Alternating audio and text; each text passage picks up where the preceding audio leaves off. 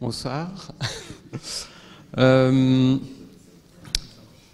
Bienvenue à tous. Donc nous accueillons ce soir Maud Le Floch et Virginie Serna.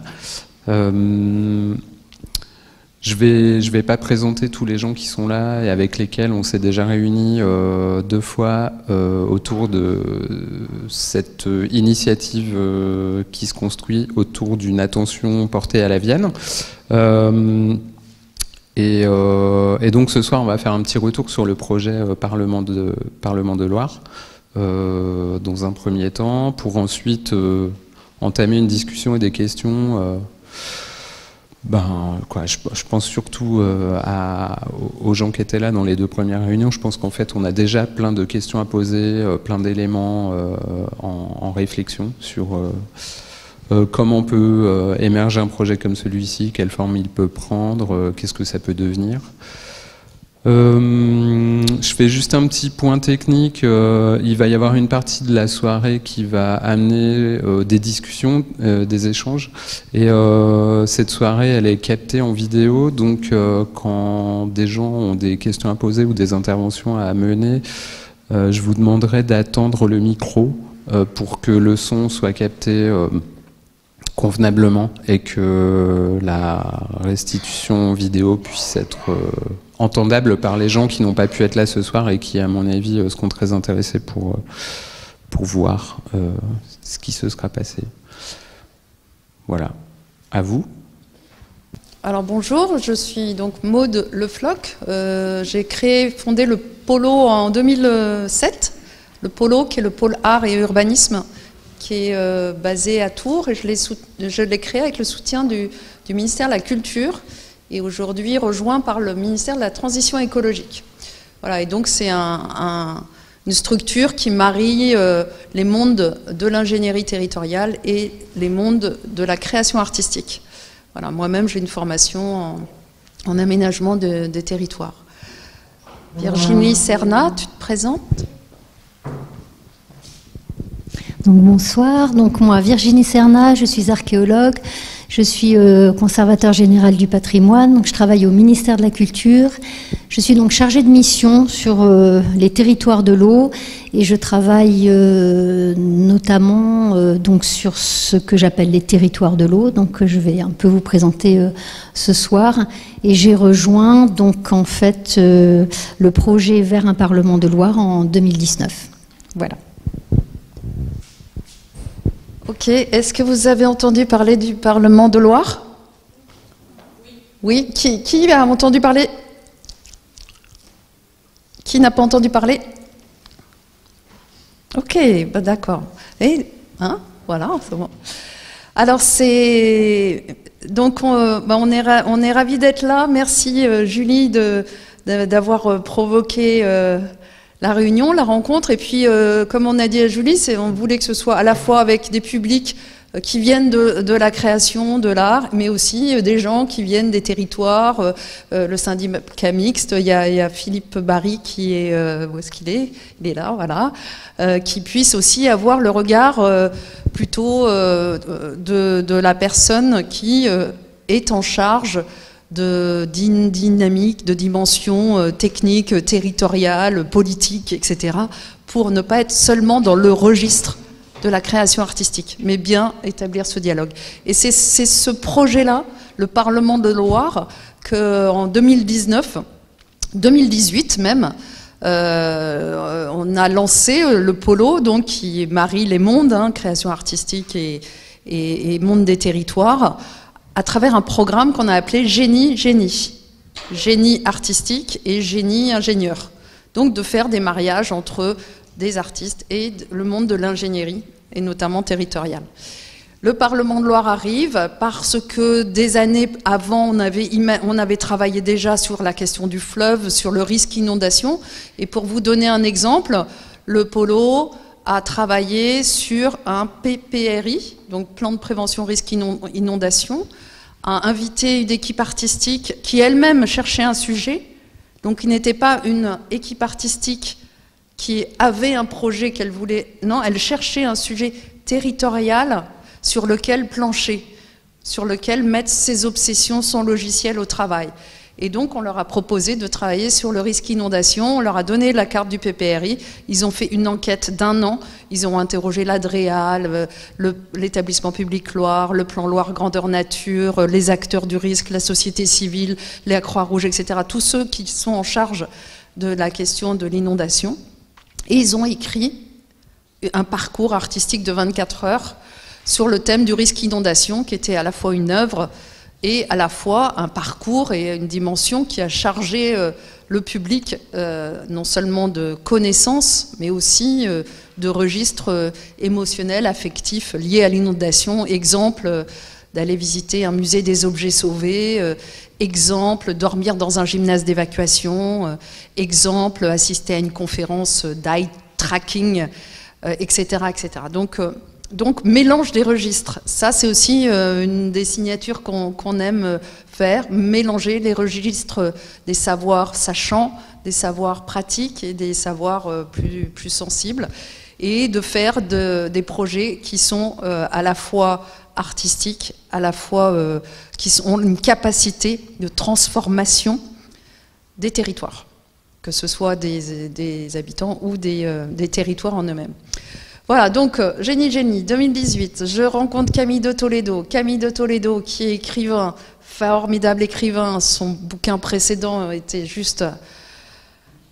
était absolument éblouissant et très, très prenant. Et il était en résidence en région centre. On se revoit à Delphes, en Grèce, dans un séminaire. Et lui-même travaillait sur ces questions de droit de la nature.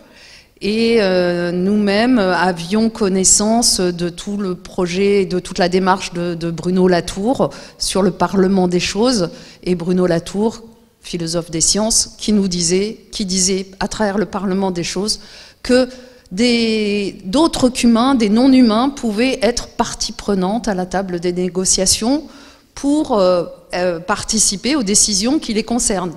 Exemple, sur les questions de milieu, sur des questions d'écosystème, sur les questions de montagne, sur des questions même d'aménagement.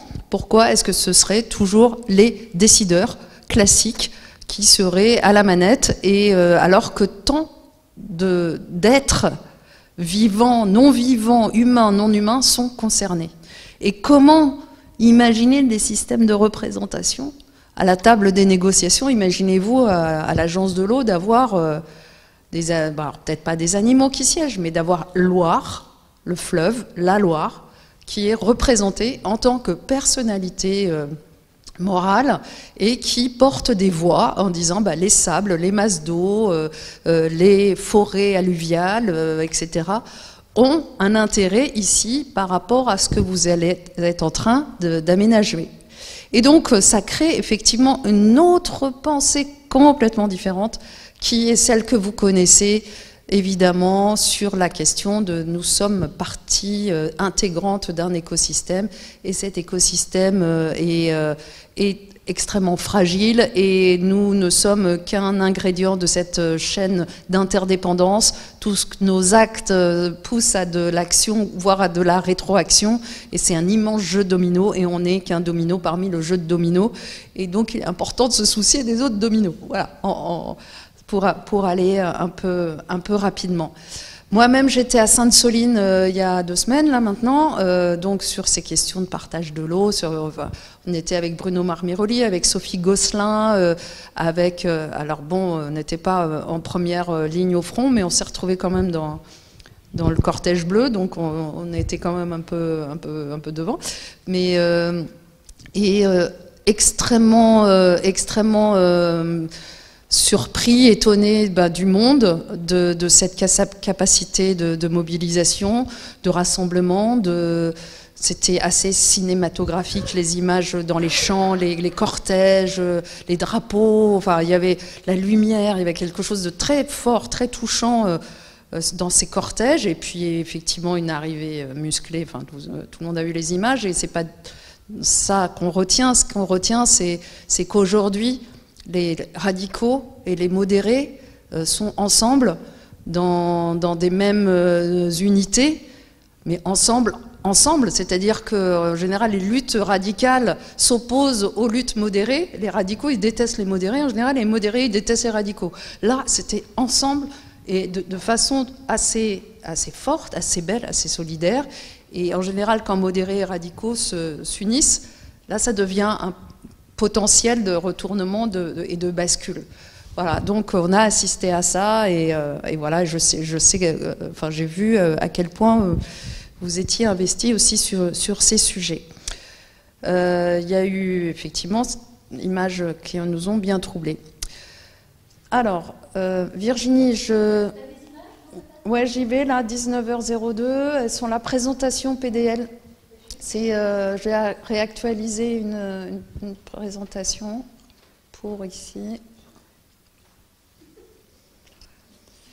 Voilà, bah, tu peux passer celle-ci. Ça, c'était donc c'est une présentation du polo, faite par le polo. Nous sommes donc on a initié cette démarche et aujourd'hui cette démarche s'est largement collectivisée puisqu'elle rassemble la mission Val-de-Loire, donc la mission qui est en charge du patrimoine mondial de l'UNESCO, la MSH, la Maison des sciences de l'homme, l'Université populaire, la rabouilleuse École de Loire des éducateurs environnementaux, l'agence d'urbanisme, des associations culturelles, un centre d'art, etc., le CCCOD en l'occurrence, etc. Attends, tu vas trop vite.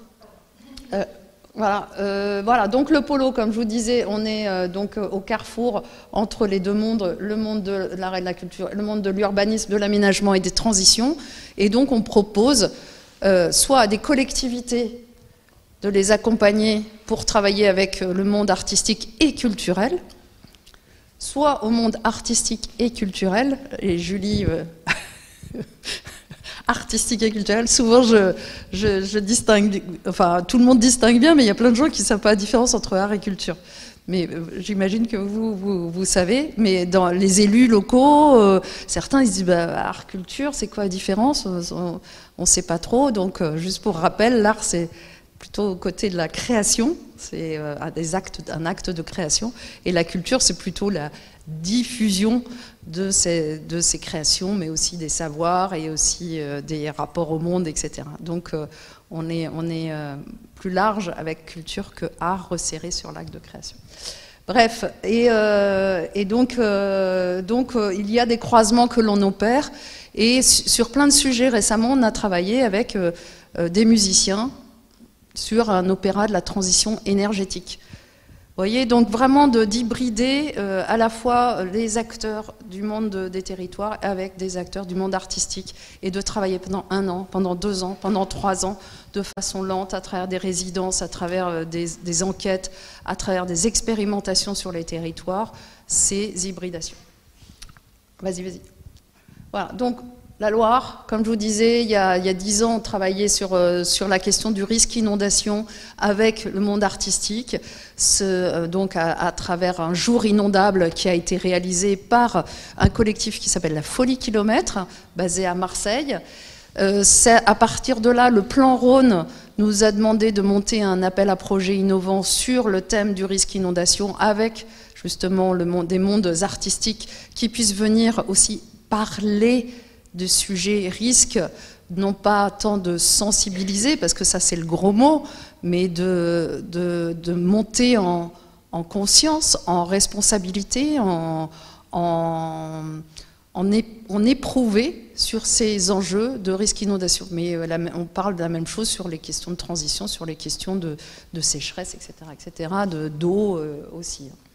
Donc la Loire, pour nous, c'est de plus en plus, parce que aussi on vit à Tours, en Touraine, Virginie vit à Orléans, on est en Loire-Moyenne, et pour nous, c'est un peu un paysage de l'alerte. Dans le grand visuel, Virginie a dit une formule qu'au mois de mai, l'eau devient sable, et inversement. Donc là, je pense que c'est plus en mai que l'eau devient sable, mais en février, etc. Et donc, entre les pollutions, les étiages, les niveaux d'eau qui sont de plus en plus bas, les débits naturels qui est de plus en plus faible, la question du bouchon vaseux à l'estuaire, à Saint-Nazaire, qui, au mois de septembre dernier, lorsqu'il y a eu une grande marée, l'eau salée est remontée beaucoup plus haut que d'habitude, donc dans les champs, mais aussi dans certaines canalisations. Et la ville de Nantes a failli passer en plan hors sec, alerte niveau 4, eau salée au robinet. Enfin, ils ont eu, et cette année, je pense que c'est assez costaud. Donc, ils sont en train aussi de prendre conscience qu'ils font partie, non pas du linéaire, mais aussi d'un bassin versant et de tout un système. Et à Saint-Nazaire et à l'estuaire, il se mange et se récolte beaucoup de choses. Voilà, donc c'est aussi ça la démarche Parlement de Loire, c'est de se dire, voilà, faisons un projet qu'on appellerait Parlement de Loire. Et donc on s'est dit, et si on dirait qu'on ferait un Parlement de Loire, mais vraiment un truc, on va jouer. On va jouer, on est des grands enfants, on a envie de travailler un système de représentation qui ne soit pas le même, et donc on dirait qu'on ferait un Parlement de Loire. Ok, on demande à Camille. Camille, il dit, ok, moi ça m'intéresse. Camille, il travaillait sur la Nouvelle-Zélande où il y avait un fleuve qui avait une personnalité juridique, le Whanganui. Et par ailleurs, nous, on avait l'approche plutôt la tour d'Escola, reconnaissance des voix. Donc d'un côté, il y avait faire parler des entités qui constituent les milieux et faire parler les systèmes d'interdépendance, et de l'autre côté, travailler cette reconnaissance d'une personnalité juridique qui ébouriffait un peu le monde du droit, qui ébouriffait un peu les mondes universitaires, en disant, bah, voilà, si un fleuve peut intenter des actions en justice, peut obtenir dommages à intérêts, et donc être pour des préjudices qui ont été commis, ça va commencer à devenir compliqué. Mais vous voyez, donc ça fait une espèce de spirale comme ça qui tourne dans les mondes à la fois intellectuels, à la fois juridiques, et puis dans le monde de l'aménagement et de l'ingénierie, on a envie que ça vienne aussi percuter, c'est-à-dire que ça vienne toucher la façon dont l'eau est gérée, la façon dont les berges sont aménagées, sur la question des risques, sur la question de l'artificialisation des sols, sur la question des sols vivants, etc., etc. En tant que, je vous dis, parlant depuis l'endroit de l'aménagement, on se dit comment est-ce que cette démarche assez fictionnelle, c'est une fiction institutionnelle, peut venir toucher et faire évoluer des réalités juridiques, des réalités écologiques, des réalités d'ingénierie territoriale, et inspirer parce qu'aujourd'hui, on a fait le premier acte. Le premier acte, il est posé, et donc on est en train d'ouvrir un peu les pages suivantes. Alors, peut-être... donc cette démarche du Parlement de Loire, voilà, bon, donc ça c'est la Loire moyenne, là elle est bien en eau, mais elle n'est pas en 19, 20, 21, 22, elle n'était pas du tout comme ça en plein été, mais plutôt en sable. Vas-y. Et donc première chose que Camille de Toledo nous propose, c'est de monter une commission parce que vu que c'est un jeu, on joue et on s'est dit, ben, on va monter une commission. On dirait qu'on serait une commission d'enquête parlementaire et qu'on auditionnerait des gens. Et donc, vous voyez, c'est vraiment un truc d'autorisation qui s'est mis dans la tête des uns des autres. Et on a contacté un peu la famille proche, qui était aussi en adhésion avec donc Virginie Serna, membre de la commission archéologue, Bruno Marmiroli, qui dirige la mission Val-de-Loire, qui est paysagiste, Lolita Voisin, qui dirige l'école du paysage, un prospectiviste du CGET à l'époque, qui s'appelle Stéphane Cordobès, une commissaire d'expo, Joanne Prognier du COAL, Pascal Ferren, philosophe. Voilà, donc cette commission, vraiment un cœur uni, qui d'ailleurs auront à la fin réalisé un chœur d'une façon chorale, et en choisissant qui ils allaient auditionner, pourquoi, travailler le chemin d'audition, Et donc là, vous voyez Bruno Latour et Frédéric Aïtouati. Bruno Latour, Frédéric Aïtouati est historienne des arts et metteur en scène et a beaucoup travaillé avec Latour sur le théâtre des négociations et sur ce parlement des choses. Et donc dans l'idée de cheminer et se gratter la tête collectivement avec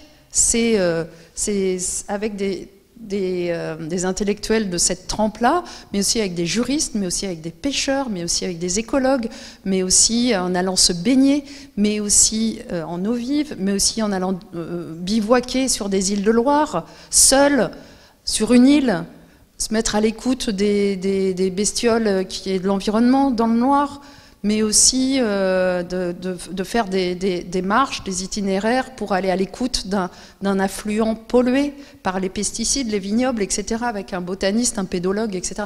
Donc plein de démarches comme ça d'enquête qui ont été toujours dans l'état d'esprit, un espèce de grand jeu, et j'insiste sur cette dimension jeu on a décidé, on l'a fait, quoi. Et aujourd'hui, ce qui est drôle, c'est que parce que ça brandit le truc de la personnalité juridique, parce que ça brandit des chantiers de décolonisation des savoirs, parce que ça touche à des questions de retournement des ingénieries, il y a quelque chose qui effectivement stimule plein de gens, et à l'échelle du bassin versant, et c'est pour ça qu'on a appelé ça le Parlement de Loire, l'idée étant que le jeu il continue, mais nous on ne tient plus le jeu, hein. Franchement mais le jeu il continue, et donc rapidement je vais essayer de vous donner des ingrédients du jeu pour que vous puissiez le continuer en cadavre exquis. Donc vous voyez, ça c'est une plasticienne Zazou qui installe ses chaises bleues, et donc lors des assemblées de Loire, parce qu'on a fait des événements, on a retrouvé la Loire, on a fait des cercles de justice restaurative, vous voyez, il y a le film là qui est sorti avec justement humain, non humain, il y a eu des chemins, des cartographies, il y a eu des tyroliennes de Loire pour avoir accès, et puis à travailler avec plein de publics pour sortir aussi le truc intellectuel, un peu conceptuel du Parlement de Loire qui impressionne, qui est un peu encore un nouveau truc descendant. Et ben non, c'est petit p, hein. C'est un petit p, et puis c'est parlementons et parler, mentir, parle-moi de Loire, voilà. Et vous voyez, il n'y a plus la Loire, c'est Loire, un peu le système Loire, bassin versant, Loire, paysage de l'Alert, Loire plus large que Loire, en tout cas. Voilà, donc voilà, ces assemblées de Loire, vous voyez à quoi ça pouvait ressembler, avec Théo qui est funambule, qui nous a fait une lecture paysagère du paysage de l'Anthropocène sur le site sur lequel on travaillait, sur lequel il y avait voilà, des voitures, des pollutions, des bruits. Il y avait Vigicru aussi, et donc il nous faisait une lecture du paysage de l'Anthropocène depuis son fil. Voilà, au centre d'art, il y a eu les conférences et puis ces cercles de justice restaurative qui étaient là. Ensuite, il y a eu oui, on a même joué jusqu'à faire avec un atelier d'architecture et d'urbanisme sur un site, le site de l'échangeur A10, en disant, étant donné qu'il y avait une opportunité de la ville qui lançait une réflexion urbaine, on a choisi ce site-là, qui est un des sites frontières entre Tours et Saint-Pierre-des-Corps, qui est un site où il y a un échangeur, où il y a beaucoup de bagnoles. C'est un impensé urbain, c'est un délaissé d'infrastructures, c'est vraiment moche et vraiment ça. Au moment du confinement, quand il n'y a plus une voiture, ça devient un lieu juste incroyable, où la connexion avec le fleuve, c'est juste à côté du fleuve, et tout se reconstitue. Et donc on dit, bah, c'est là qu'on va poser l'hypothèse, et on a même vraiment bossé assez fort d'un Parlement de Loire. Allez, on le fait, on construit, et puis on fait le programme, le nombre de mètres carrés, et on y va en toute... et on va... Et en plus, on trouve des investisseurs locaux, des gens qui qui veulent bien rentrer dans ce jeu-là avec nous, une COP alimentaire, des cyclistes, enfin bon, tout un... Ouais. Et donc, ce projet est lauréat, vous imaginez, lauréat de cet appel à projet de la ville face à des gros promoteurs qui s'appellent Kaufmann & Broad, qui s'appellent Vinci. Et donc, c'était... Voilà, on a bien bossé, hein. Franchement, on a bossé, mais de façon retournée. Et c'est là où j'ai vraiment envie d'insister, parce que c'est le cœur du métier du polo, c'est si on travaille avec les vocabulaires artistiques et culturels, c'est aussi pour enrichir les approches classiques du monde de l'urbanisme, de l'ingénierie, de l'aménagement du territoire, et pourquoi pas de travailler à des systèmes d'inversion, à des systèmes de changement de perspective. Et c'est ce à quoi la démarche Parlement de Loire nous invite. C'est presque une démarche méthodologique. Et c'est là où on a envie de dire bâtons de relais, trouvons des sujets sur il y a plein de questions qui se posent sur les bassines, sur les moulins, sur l'aménagement de berges, sur des continuités écologiques, sur de la renaturation de petites communes, mais de le travailler de façon éco-centrée et moins anthropocentrée. Mais on continue. Voilà, donc je vous disais, une méthode, c'est un peu à ça qu'on arrive. Et là, moi, je vous parle depuis le polo. Virginie, elle va vous parler d'autre chose. Parce que ce qui est aussi intéressant dans ce récit, c'est qu'il y a plusieurs voix aussi, et plusieurs têtes et plusieurs bras qui constituent ce Parlement de Loire, enfin ce premier cercle, ce collectif, et chacun il vient aussi à partir de son entrée. Et Virginie, elle pourra aussi dire comment cette approche Parlement de Loire, elle a changé peut-être sa propre pratique d'archéo. Moi, je sais que ça a changé ma propre pratique de polo. Enfin, en l'occurrence, je suis ressortie transformée. Il y a une métamorphose entre avant et après. La mission Val-de-Loire, qui travaille sur le patrimoine, la préservation du patrimoine bien mondial, la Loire bien mondiale, hein, ils se sont retournés la tête dans cette expérience Parlement de Loire. Alors bon, on a traversé le Covid, il y a eu 2 ans d'audition, ça nous a brassés, mais vraiment profondément. Voilà, donc cette méthode, c'est une méthode qu'on utilise bien souvent en urba et enfin, un certain urbanisme et aménagement vertueux vient d'abord identifier les enjeux, les alertes, puis met un récit, puis fait des enquêtes, là en l'occurrence des auditions publiques. Nous-mêmes, on déploie depuis des dispositifs art-sciences. Alors c'est quoi des dispositifs art-sciences? Tout s'appelle art-sciences, donc c'est une espèce de truc. C'est quand même quand les objets scientifiques, de recherche scientifique, et les objets artistiques se retrouvent transformés, hybridés. Donc en l'occurrence sur un film, sur une mise en scène, sur des projets plastiques aussi, sur lesquels il y a un compagnonnage qui se fait de façon un peu systématisée entre des chercheurs de la MSH, Maison des sciences de l'homme, et un certain nombre d'artistes de différentes disciplines qui veulent se confronter et venir travailler les territoires. Donc, vous voyez, là, vraiment de partir, et ça, c'est un message de... Moi, ce que j'aime dans ces approches territoriales, et c'est là où on a divergé avec Camille de Toledo. Vous verrez, mais après, je vais quand même laisser parler Virginie, parce que dans mon expérience du polo et des démarches, ces démarches artistiques qui sont d'art contextuel, d'art in situ, d'art territorial, d'art en espace public, c'est certaines écritures partent en ne sachant pas du tout ce qu'ils vont créer. Ils viennent observer, poser des questions, rencontrer, enquêter, chercher, trouver les mémoires vives, tirer des fils. Et là, le logiciel artistique ou le registre obsessionnel particulier se met en route pour construire un propos à partir de ses propres outils, sa propre façon d'interroger le monde, les autres, le mystère de la vie, que sais-je, et qui va résonner avec les enjeux et ce qu'il a trouvé.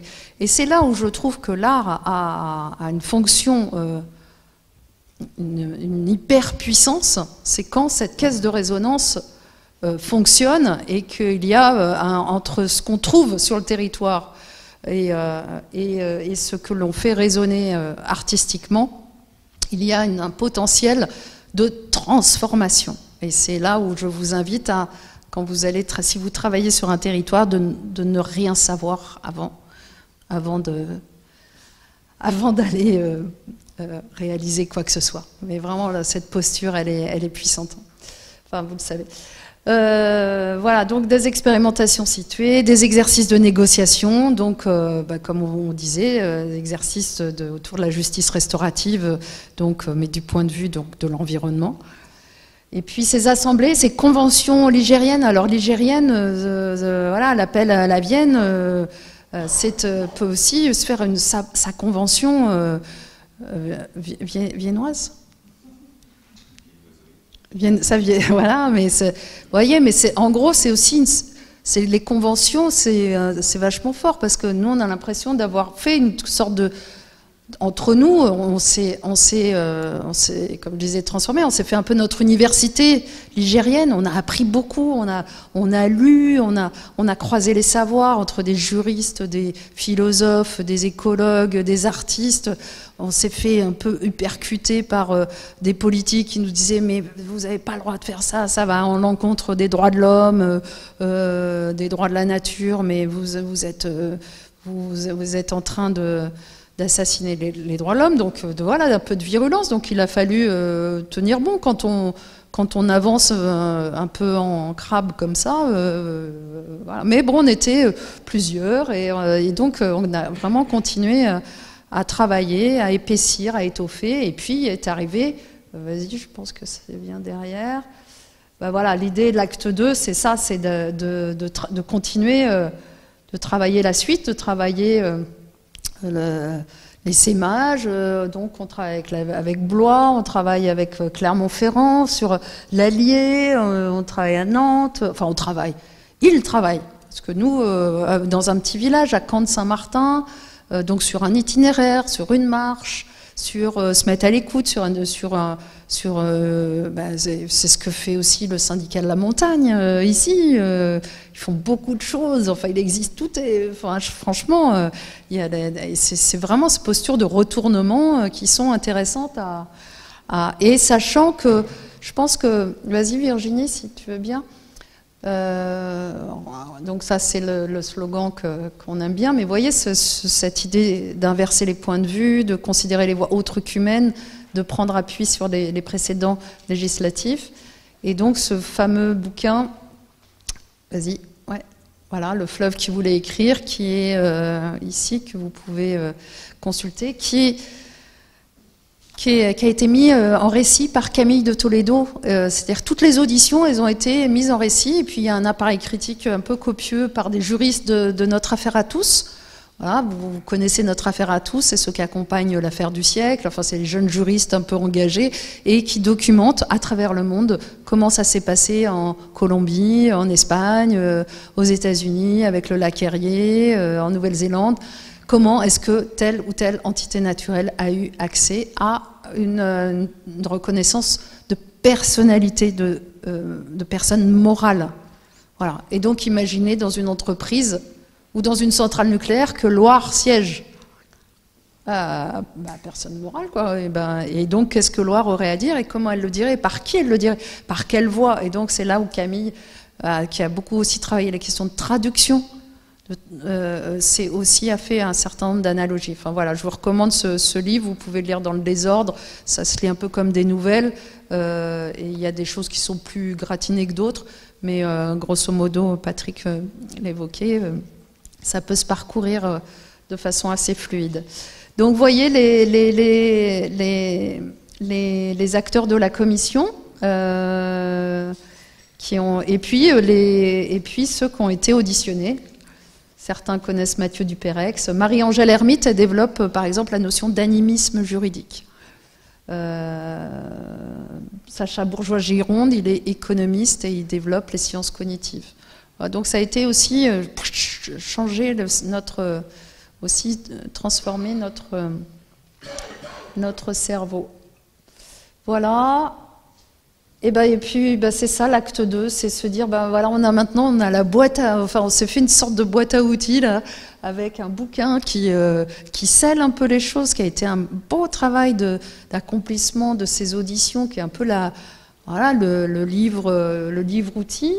Et puis il y a des échanges, des assemblées, des temps de parole, des dispositifs, des choses que chaque territoire peut aussi continuer. Et puis il y a une espèce de prolifération comme ça. On peut imaginer de se retrouver dans des temps communs et de parler de de l'eau qui nous constitue.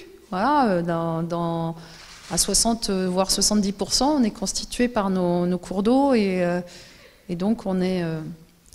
Quand Bruno Latour nous a dit il n'y a pas de peuple de Loire, comme en Nouvelle-Zélande où il y a un peuple indigène, des Maoris, il n'y a pas de peuple de Loire. Et on s'est un peu, quelques-uns ont dit mais d'où il dit ça lui, enfin, il y a un truc, si, il y a un peuple. Et donc c'est comme si on avait un petit défi là aujourd'hui à dire ah ouais, et dans les carnavals, dans des actions très, très vernaculaires aussi, dans des constructions, dans des réflexions, dans des humeurs. Moi, ma mère, elle me disait la Loire, c'est mon baromètre. Et c'est vrai que selon qu'elle aille bien, on la sent stressée, ça joue, les lumières, etc. Vous voyez à quoi. Bref, donc peut-être, on n'est peut-être pas le même peuple que les indigènes ou les autochtones de Nouvelle-Zélande, où le fleuve est considéré comme la grand-mère ou le grand-père. Mais en tout cas, il y a ce rapport au fleuve. Voilà, vas-y, voilà, collectif, les acteurs. Donc, vous voyez, c'est tout ce petit monde-là. C'est ça, le Parlement de Loire. Et puis, il y a des gens qui jouent, et puis il y en a encore d'autres. Et puis, c'est un peu cette idée non, t'es revenu en arrière, là. Voilà, et puis donc, vous voyez, on s'est dit, l'acte 2, il faut qu'on fasse des expérimentations à l'échelle du bassin versant, mais c'est des acteurs qui maintenant s'en emparent. Donc à Cande sur la question des migrations, à Tours sur la question de la baignade urbaine en lien avec le schéma d'aménagement et de gestion de l'eau, à Blois sur le risque inondation, les terres estuaires, de la prospective territoriale, et donc à chaque fois avec des résidences, des artistes, des assemblées, des temps publics, des cycles de conférences, et chaque structure où chaque collectif le long du bassin versant s'empare et fabrique aussi son propre programme, ses propres éléments qui sont à la croisée des mondes. Voilà. Et dernière chose, c'est extrêmement... on est en train de travailler une charte.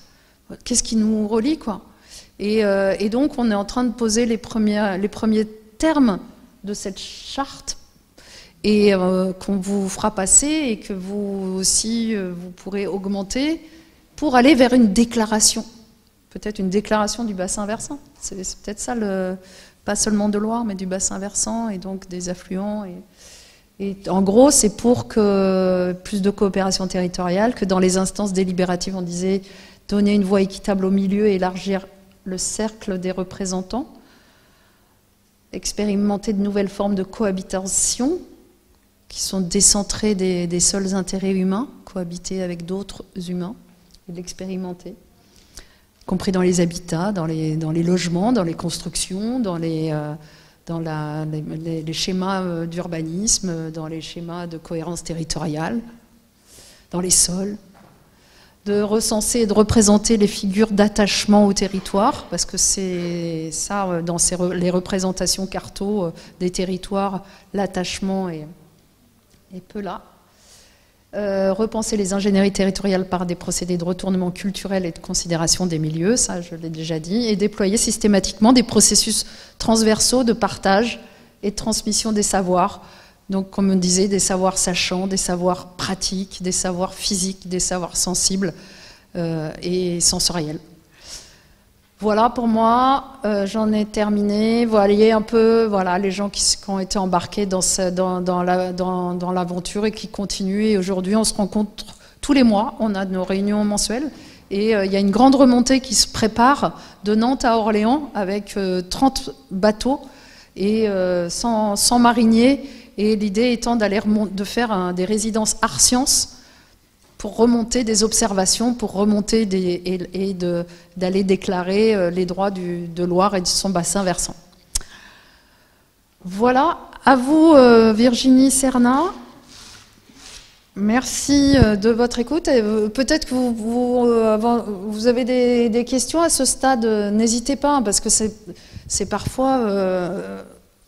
ça peut vous gratter la tête, hein. Donc n'hésitez surtout pas, parce que nous, ça fait 3 ans qu'on est dedans, on est à l'aise, hein, mais au début, c'est pas si simple.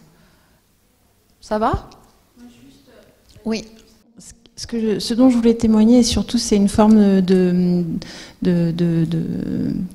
j'ai entendu dans le démarrage du Parlement de Loire, dans les tâtonnements qui ont été les vôtres, et le fait de ne rien chercher pour finalement trouver ce qu'on ne cherchait pas. C'est un petit peu au stade où on en est nous, dans cette démarche un peu multi-acteurs de collectifs qui constituent au fil de l'eau et qui s'agrègent de profils différents, de parcours différents. C'est que pour l'instant, on ne sait pas vers quoi on va. Ça, c'est quelque chose dont on a débattu lors de nos précédentes rencontres, mais d'une certaine façon, on n'est pas habitué à être comme ça sur le fil, en funambule, tous ensemble, mais c'est peut-être effectivement, en vous écoutant, l'idée que c'est comme ça qu'il faut qu'on procède, justement, parce que le sujet auquel on s'attache est un sujet qui est multi-entrée, multifactoriel, et que c'est précisément de ces différentes entrées qu'on tirera quelque chose. Voilà, je voulais juste le dire là maintenant parce que je ne pourrais pas le dire tout à l'heure, et je trouve que c'est important de le souligner, et c'est encourageant aussi pour nous. Et tout le monde est au courant de l'appel à la Vienne? Je ne sais pas. Je peux juste le présenter rapidement. Alors cet appel à la Vienne, on l'a lancé il y a quelques mois, donc avec Philippe Barry qui est présent dans la salle, qui préside un syndicat de rivière, avec David Redon qui a dû partir, qui lui vient du monde de la culture, et moi-même qui est investi dans un tiers-lieu qui aborde les arts visuels et puis qui m'intéresse vraiment à la rivière. Donc c'est la lecture du livre de Camille de Toledo qui a été déclencheur de la volonté de nous aussi faire quelque chose pour cette rivière. Parce que la rivière Vienne, en fait, moi je la connais sur Limoges, je l'explore aux alentours, mais c'est vrai qu'elle est pas assez regardée, elle n'est pas assez aimée. Pourtant, elle nous traverse, elle nous nourrit, elle nous définit, c'est notre identité. Elle est potentiellement aussi en danger parce qu'il y a des enjeux autour de la rivière qui sont parfois souterrains, enfin qu'on ne voit pas. Et nous, on se dit qu'il faut faire émerger tout ça, faire du débat, faire du projet. Et encore une fois, je dis, on ne sait pas encore quel sera le projet, mais en tout cas, faire quelque chose, quoi. Merci. Écoutez, je passe la parole à Virginie. Tu veux que je vais te remplacer à la table des opérations? Moi, je vais peut-être rester là, parce que comme ça, je fais comme ça là. Pouf. Ouais.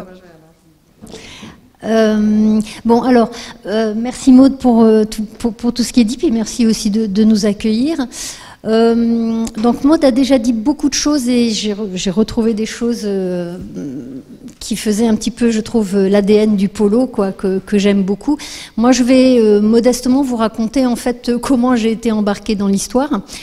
Comme l'a dit Maud, c'est effectivement, on a été embarqué avec un savoir, avec un métier, avec des compétences, avec des lacunes. Et moi, j'ai été embarquée en fait avec le domaine donc de l'archéologie. Alors, je travaillais déjà depuis un petit moment en DRAC Centre, notamment donc en tant qu'archéologue subaquatique, et j'essayais de travailler modestement sur ce que j'appelle les territoires de l'eau. Alors je vais faire très rapide, par territoire de l'eau, qu'est-ce que j'entends? On parle d'objets, on va parler de sites, de paysages, d'acteurs, d'usages, donc vous voyez que c'est très varié. J'ai travaillé donc sur l'eau vive, mais également sur ce que j'appelle donc l'eau conduite, l'eau retenue. Donc ça, j'arrivais avec ce bagage-là. On va arriver au Parlement, ne vous inquiétez pas. Donc l'eau bâtie aussi, c'est aussi ce que j'appelle les constructions de l'eau, puisque je travaille aussi pas mal avec les monuments historiques et voilà, donc j'avais ce background-là, donc l'eau paysage également. Et donc, une chose était certaine, et je l'avais comprise avant d'arriver au Parlement de Loire, c'est que lorsque l'on travaille sur la rivière, au moins en tant qu'archéologue, mais ici il y a aussi des géographes et des géomorphologues, je crois, on travaille sur des systèmes hydrauliques solidaires. C'est-à-dire que vraiment, il y a une solidarité qui n'est pas simplement amont-aval, mais qui est aussi une solidarité transversale et aussi une solidarité qui est de nappe phréatique en remontant donc vers le fleuve. On est aussi sur ce qu'on appelle donc des territoires archéologiques. Ce qui a été longtemps difficile à revendiquer, c'est que sous le fleuve, il y a plein de choses. Et pas que du sable. Donc ici, bon, des travaux qui se font donc, dans le Cher en particulier, une immersion aussi que je pratique, mais qu'on est plusieurs à pratiquer dans la Loire. Et la première chose que j'ai demandé quand je suis arrivée à Limoges, c'est est-ce que vous baignez? Alors je peux venir? On m'a dit ah, non, on se baigne pas. Bon, alors nous en Loire, alors attention, en Loire, on n'a pas le droit de se baigner. En revanche, ici, je ne me baigne pas, je navigue.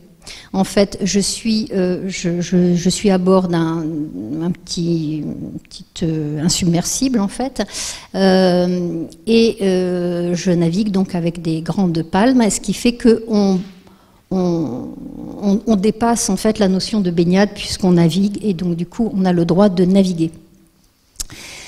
Alors, je suis entrée tout simplement au Parlement de Loire,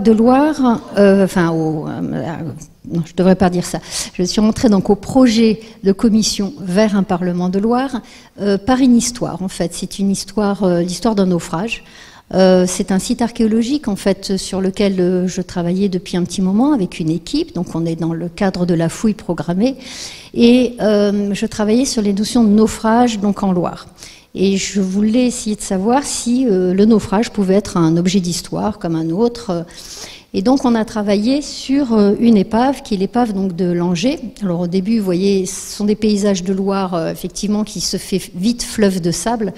Donc on travaille dans la Loire, mais on marche quasiment dans la Loire, ici dans le lit mineur à l'Étiage. Et voilà ce site donc archéologique qui a été en fait intéressant parce que finalement lorsque je l'ai raconté, puisqu'on m'a demandé de raconter cette histoire, il est devenu un peu une espèce de récit fondateur. Je ne sais pas, il a pris une autre impulsion qui m'a beaucoup intéressée. Donc ce site de l'épave de Langeais, voilà comment ça se présente. Nous sommes sous l'eau, puis j'ai un petit film qui vous montrera qu'on va être vraiment sous l'eau. Le site archéologique est un site donc complètement altéré d'une grande épave du XVIIIe siècle qui donc a naufragé avec l'ensemble de sa cargaison. Donc nous, en tant qu'archéologues, on y arrive avec des contraintes.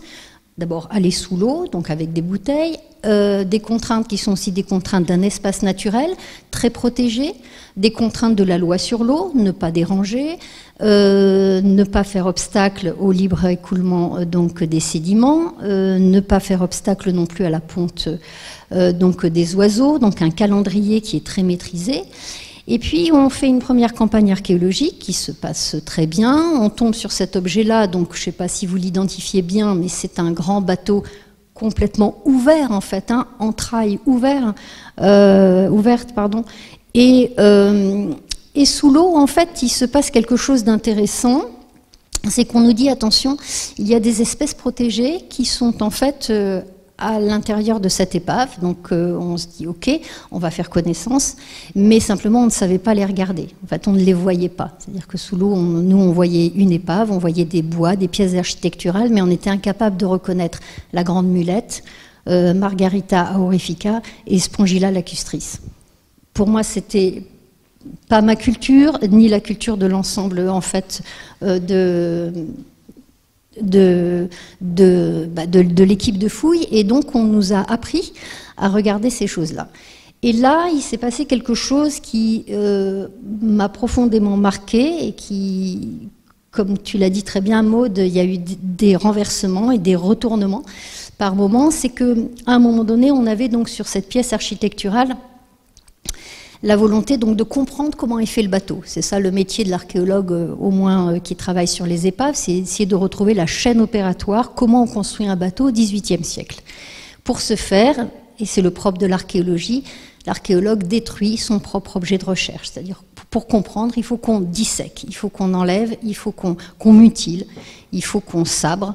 C'est éprouvant, mais c'est une façon aussi de comprendre cet objet-là. Alors, on sabre pas tout, on détruit partout, mais il y avait une pièce en particulier, qui est ce qu'on appelle un rable, une pièce donc vraiment en bois, de chêne, du XVIIIe siècle, donc qui est celle-ci, en fait, qui est celle du milieu, hein, la plus importante, cette grande pièce qui tient en fait le bateau. Et il se trouve que par un très fort courant, dans des profondeurs dérisoires, hein, on est à 1,50 m, enfin, ça dépend du marnage de l'eau. Et là, sur cette pièce-là en particulier, qu'il nous fallait démonter pour comprendre le bateau, s'étale avec une certaine volupté une éponge qui s'appelle Spongilla lacustris, qui est en fait une éponge. Alors une éponge donc qui s'installe en fait complètement sur le rable, en fait, c'est le nom de la pièce du bateau. Et à cette occasion, il y a une espèce de compétition entre patrimoines que certains connaissent ici. J'ai un patrimoine culturel, ça s'appelle une épave, et il y a un patrimoine naturel, c'est Spongilla lacustris.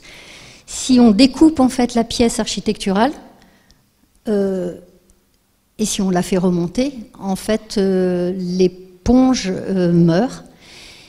Et donc là, c'est une prise de conscience qui se met en place et on se dit, bon, alors, qu'est-ce qu'on fait? Et là, ça nous a tous secoués. En fait, on s'est dit, alors comment ça va se passer? Alors, je vais quand même vous montrer, je crois que je l'ai un tout petit peu plus loin, cette éponge. Je vais vous faire passer rapidement des éléments. Donc là, voilà, on est en train de travailler sous l'eau. Donc, vous voyez ce travail de démantèlement, en fait. Voici donc le bateau, ça à quoi il ressemble. Je passe rapidement, je sais pas. Voilà, ça c'est tout le travail archéologique qui est en place. Et je vais arriver à je l'ai mis à la fin.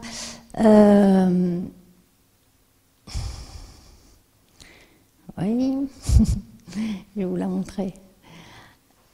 Parce qu'elle vaut quand même son pesant de cacahuètes. Ah bah, elle n'y est pas, bah super, d'accord. Ah bah, ouais, bon, bah, Spongilla n'y est pas, alors d'accord, ok. Bon, bah tant pis, hein, excusez-moi. Bon, mais enfin, ceci dit, ce qui était intéressant, c'est surtout de comprendre que donc là, on avait effectivement une question qui se posait à nous et que l'on a réglée rapidement en disant, ben non, on va décider effectivement de ne pas toucher à cette éponge et donc de la laisser en place. Et moi, ce qui m'a toujours intéressée en tant qu'archéologue, c'est de savoir ce à quoi comment tirer en fait la notion de site archéologique jusqu'à l'époque contemporaine. Et là, on avait quelque chose de très intéressant, c'est-à-dire que cette épave du XVIIIe siècle devenait une niche en fait écologique pour des espèces qui étaient donc protégées et donner conscience, enfin pour nous, enfin en tout cas pour moi pour la première fois, qu'il y avait des autres qui étaient là aussi sous l'eau et que je n'avais pas vu, que je ne regardais pas, que je ne savais même pas nommer, que je ne savais pas identifier. Donc il y avait tout un travail qui était aussi à faire, mais que je comptais pas faire spécialement. Je me disais, bon, on va juste respecter en fait cette vie qui est là et qui est attachée, qui se présente donc sous la forme donc de cette éponge. Et puis, le temps est passé et à ce moment-là, on a été en fait appelé une après-midi par c'était le Polo à ce moment-là sur donc le programme Génie. Et à ce moment-là, moi, c'était uniquement parce que je travaillais en Loire, que je travaillais sous l'eau, qu'en fait, je pense j'ai été appelée. Et très vite, et c'est cette notion-là sur laquelle aussi je voudrais revenir, avant de vous passer le petit film, c'est cette notion d'être embarqué, qui a été extrêmement importante. C'est-à-dire que d'un seul coup, moi j'arrivais avec, et on était plusieurs comme ça, arriver avec un savoir, une institution, des métiers, des contraintes, et le polo en fait a su à la fois nous accueillir dans nos diversités, nous accompagner, nous enrober, je dirais, parce qu'on a été enveloppés, et nous a embarqués complètement. Avec aussi quand même, mais ça faisait partie aussi de l'ingénierie du polo, cet être particulier, quand même, cet ovni qui est Camille de Toledo, qui fait que par son langage, son écriture, ses silences, son absence parfois, a réussi à tirer, à nous tirer et surtout à proposer une grammaire en fait extrêmement intéressante de la notion des auditions, chose à laquelle moi je n'étais pas du tout habituée. Et il y avait bien cette notion de travail qui est extrêmement importante, c'est-à-dire qu'on a travaillé, mais on a vraiment beaucoup travaillé ensemble. On a dû apprendre ensemble. Moi, je ne connaissais rien sur la personnalité juridique. Il a fallu lire, tu l'as dit, Maude. Et puis, on a avancé d'audition en audition. Les auditions étaient très travaillées. Le chemin des auditions était très travaillé, c'est-à-dire qu'on avait chacun son auditionné, si je puis dire, et on le travaillait. Alors moi j'avais Sacha Bourgeois-Gironde donc sur le Wanganui, donc c'était quand même pas rien, et ça se préparait vraiment très à l'avance. L'audition se déroulait en silence. Alors il faut bien dire aussi une chose, moi aussi qui m'avait frappée, c'est qu'il n'y avait pas de droit à des questions à l'occasion des auditions. Donc ça, et puis non, en fait, c'était comme une école, en fait. On était à l'école, il fallait écouter, c'était le choix de Camille aussi, et de nous aussi quelque part. Donc on écoutait, les questions étaient posées. Il y avait aussi à la fin de chaque audition ce qu'on appelait le journal des conflits. C'est-à-dire que le polo a reçu énormément de textes, de manifestes du monde associatif ou de personnalités ou de citoyens qui venaient revendiquer quelque chose et qui y ont trouvé dans ce dans ce projet vers un Parlement de Loire quelque chose d'accueillant aussi. Donc on a fait le journal des conflits. Et aussi autre chose dans les événements dans le déroulé, dans le process en fait. Donc le journal des conflits. Ensuite, il y avait un banquet quand même. On faisait on prenait tous un verre ensemble. Et ensuite, tout le monde partait. Puis on se retrouvait, on se donnait rendez-vous pour une autre audition ou pour un autre événement. Et lorsqu'on est arrivé au bout des 3 ans, mon côté peut-être patrimonial a repris le dessus. Et je me suis dit que ça valait la peine quand même de garder trace absolument de ce mouvement, de ce process en cours. On ne sait pas ce qui va se passer après. Et donc, on a monté les archives du Parlement de Loire. Et là, pour moi, c'est quelque chose d'extrêmement important parce que ça voulait dire que là, il y a un process avec une quinzaine de personnes qui racontent à la fois ce concept intellectuel vers lequel on voulait aller, ses compétences partagées, mais aussi toute cette ingénierie culturelle que moi je ne connaissais pas du tout, cet embarquement-là, qui valait la peine. Donc dans ces archives du projet vers un Parlement de Loire, on a aussi bien des factures de train, on a tous les podcasts, on a tous les enregistrements, on a tout ce qu'on a pu écrire de ci, de là. Et voilà, et ça c'est gardé pour toujours quelque part, et on verra ce qu'on en fera après. Peut-être pour finir, et parce que quand même pour vous emmener quand même sous l'eau, je vais vous passer un petit film pour vous rendre compte aussi de cette réalité de la Loire, qui me semble importante. Je ne sais pas si on peut éteindre complètement. Voilà, c'est bien cette notion d'hybridation. Vous voyez ici une des roues en fait qui appartient à la cargaison de l'épave.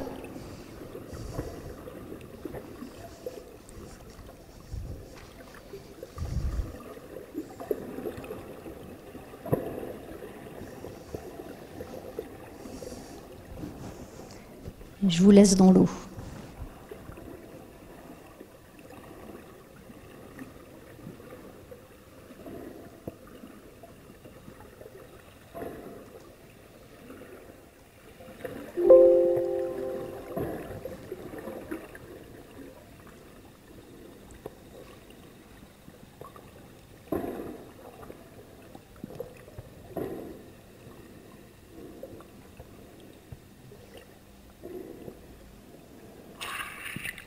Donc on se laisse complètement emporter dans le courant.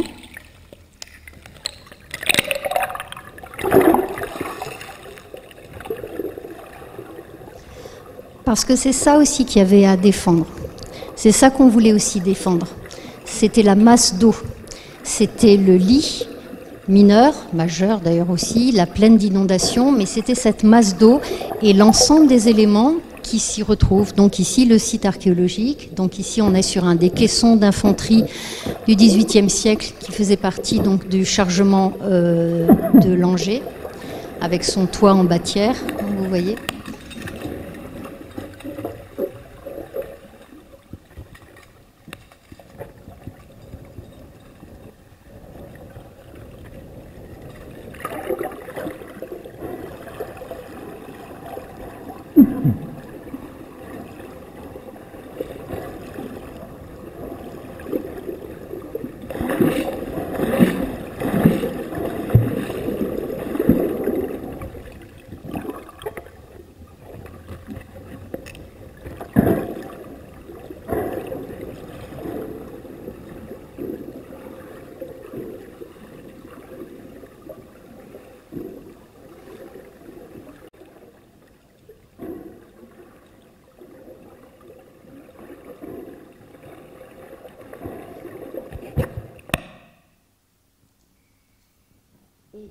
L'éponge, vous allez la voir.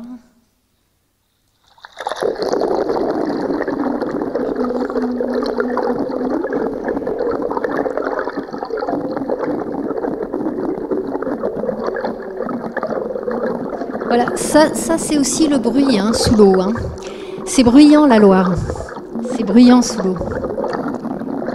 On est sur une des roues en fait de la cargaison. Et bon, on ne le voit pas très bien, mais là, vous avez en fait sur le moyeu de la roue, vous avez en fait l'éponge qui est là. Bon, voilà, c'est juste des petits éléments, mais ça me permettait effectivement de rendre compte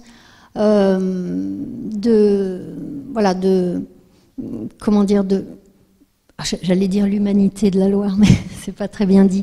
Disons que ce qui m'a intéressé tout de suite dans ce projet vers un Parlement de Loire, c'est d'abord cette hybridation que j'avais moi-même rencontrée, l'idée que la masse liquide et que l'ensemble en fait des institutions travaillant sur la Loire, donc aussi bien normalement l'établissement public Loire, mais aussi des syndicats mixtes, le travail qui est fait sur les documents d'urbanisme, PPRI, la GEMAPI, enfin tout cet ensemble en fait très institutionnel, et moi-même quand même ministère de la Culture, il y avait aussi du bleu, blanc, rouge partout en moi, donc voilà, cette idée pour moi, c'était vraiment de me laisser embarquer, de me laisser faire, de me laisser un peu modeler, même s'il y a des choses que j'ai essayé d'apporter.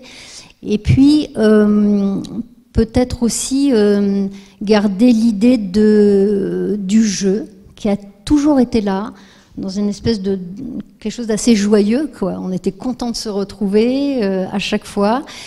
Et à l'heure actuelle, en fait, tu le disais, Maud, en quoi ça avait changé. À l'heure actuelle, pour moi, dans ma profession d'archéologue, ça a profondément changé les choses. C'est-à-dire que les chantiers archéologiques sur lesquels je mets en place, que je continue de mettre en place, sont des chantiers archéologiques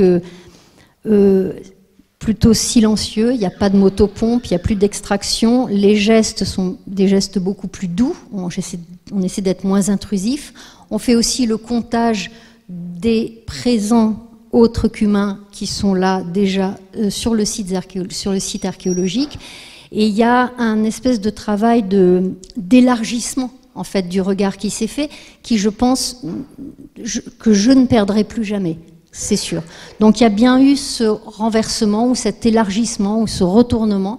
Et j'espère de tout mon cœur que vous en ferez l'expérience en travaillant sur la Vienne, qui est un très très joli cours d'eau que je connais bien pour la partie chinonnaise et la confluence.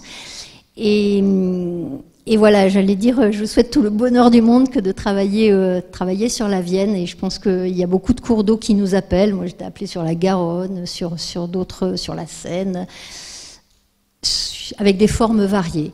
Voilà, donc si tout ce que l'on a fait peut servir, pas peut-être en modèle, mais juste la boîte à outils, comme tu disais, c'est exactement ce qu'on a voulu faire, peut-être sans le savoir.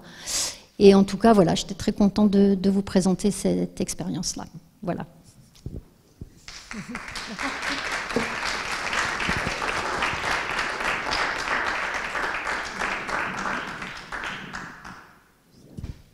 Donc là, c'est la place au débat, je suppose.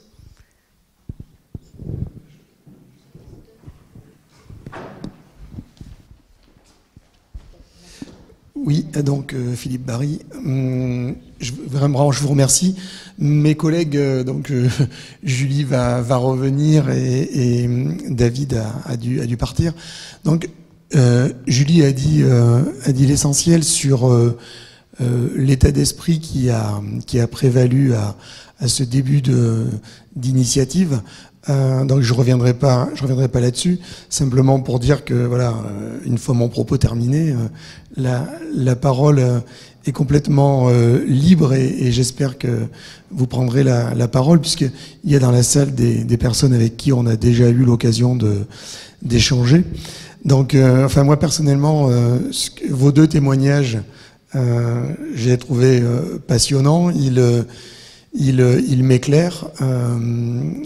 Voilà, Maud le disait, moi je suis élu sur une petite commune et président d'un syndicat de rivière sur lequel, avec le directeur qui est assis juste devant moi, on essaie d'avoir justement une approche très très large des questions. Et tout le côté art, culture, j'avais eu l'occasion de l'évoquer rapidement, on y avait pensé, mais c'est quelque chose qu'on ne savait pas vraiment faire et qui n'était pas complètement dans l'objet du syndicat de rivière et qui malgré tout nous semblait extrêmement pertinent. Donc pouvoir aujourd'hui avoir cette approche sur l'ensemble de la rivière, c'est quelque chose qui, moi, m'intéresse énormément et me passionne. Et la deuxième partie de mon intervention, et après j'en resterai là, c'est le témoignage, c'est ce que vous avez dit à un moment sur, je ne sais plus comment vous l'avez qualifié, mais je vais l'interpréter sans doute, un peu la confrontation entre la protection de deux patrimoines.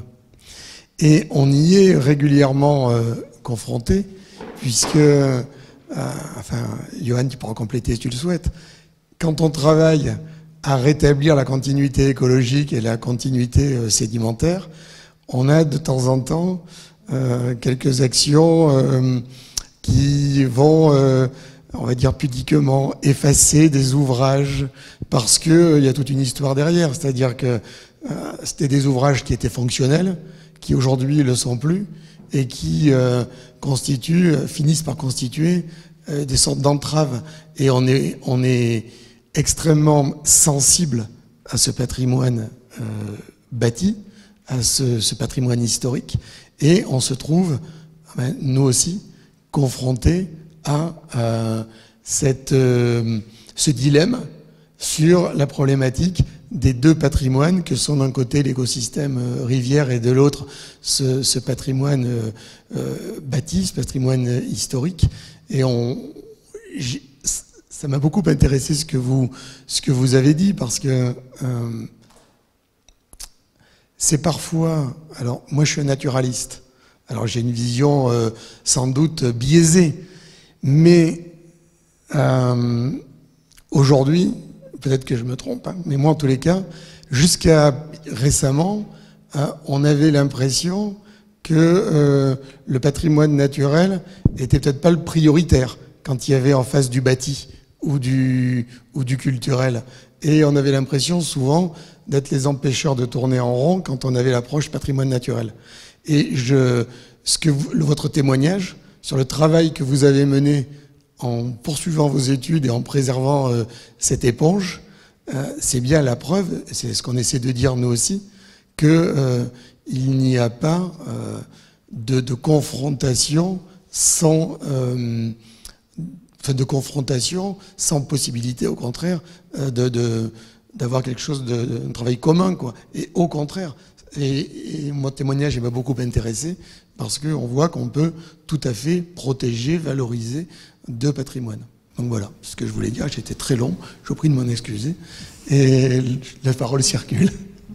Non, merci. Alors c'était quelque chose que je voulais présenter, mais je travaille aussi beaucoup sur la restauration écologique des cours d'eau. Donc voilà, donc effectivement, c'est ça que je voulais montrer aussi, c'est la façon de voir en fait la France hydrologique. Donc on a chacun a sa façon de voir, et le polo nous a fait voir aussi la France d'une autre manière et les cours d'eau d'une autre manière. Voici la carte, vous devez bien la connaître, des obstacles à l'écoulement recensés donc dans la base des référentiels obstacles à l'écoulement. Donc on a en fait tous les points rouges qui sont autant en fait d'obstacles qui posent problème. Donc il y en a, je crois, j'ai plus le titre en tête, mais le nombre en tête, mais je crois qu'il y en a 69 000, donc qui ont été identifiés par le ministère de la Transition écologique et solidaire. Et effectivement, bon, c'est presque un autre sujet, mais l'expression que j'avais employée, c'est les compétitions entre patrimoine.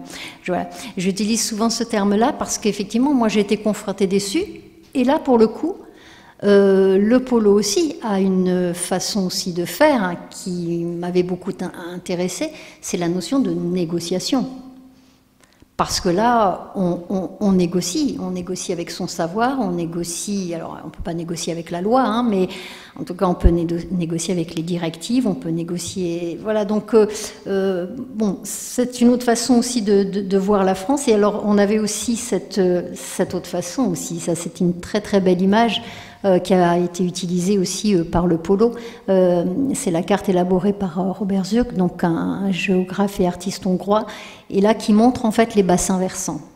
Et là, vous avez une lecture que moi je n'avais jamais vue de la France et de l'ensemble de ces bassins versants. Donc vous voyez bien en bleu donc le bassin versant de la Loire, auquel donc la Vienne fait partie. Vous vous rendez compte, voilà, on a une autre façon de lire les territoires de l'eau, qui est extrêmement intéressante. Et je pense que le polo et l'ensemble de l'ingénierie culturelle et de l'ensemble de ce qui est fait aussi par les artistes nous aident aussi à cartographier complètement différemment nos choses. Est-ce que vous avez d'autres...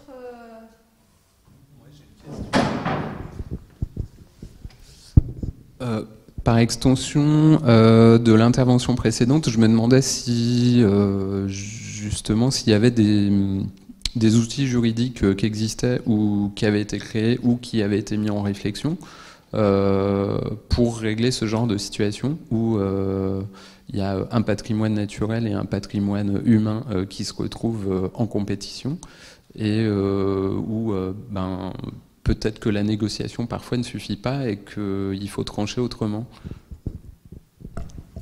Alors, je vais répondre sur ce doux dossier qu'on est plusieurs à connaître, qui est la restauration écologique des cours d'eau. Je ne pensais pas l'aborder ce soir, mais pourquoi pas. Alors, nos deux ministères, je vous l'apprends, donc trois ministères, le ministère des Sports, le ministère de la Transition écologique et le ministère de la Culture. On a tout simplement travaillé, moi ça fait à peu près 10 ans que je travaille dessus, et donc est enfin sortie en fait une note, qui s'appelle une note technique donc, du 3 novembre 2022, qui ne règle rien, mais qui dit juste qu'il faut essayer de travailler ensemble, c'est déjà pas si mal, et notamment de travailler ensemble in situ. Ça aussi c'est quelque chose que le polo a confirmé, c'est-à-dire se retrouver les bottes aux pieds, les pieds dans l'eau, les mains dans l'eau, y aller quoi, et se retrouver ensemble, en fait, sur des dossiers. Et cette notion-là, donc, voilà, c'est la note, je vous la ferai passer si vous ne l'avez pas, mais normalement, le ministère de la Transition écologique connaît bien cette note-là. Donc, pas de nouveaux codes, pas de nouvelles lois, une façon de travailler ensemble. enfin, de tenter de travailler ensemble.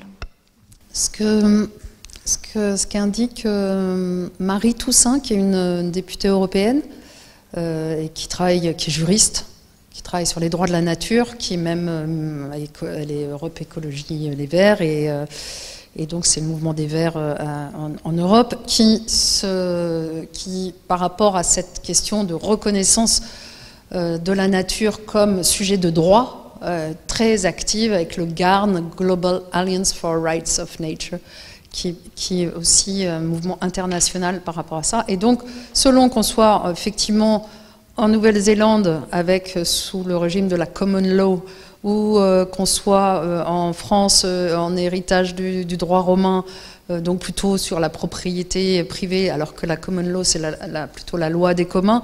Effectivement, là, les systèmes, les constitutions sont extrêmement différentes, les cultures institutionnelles sont extrêmement différentes.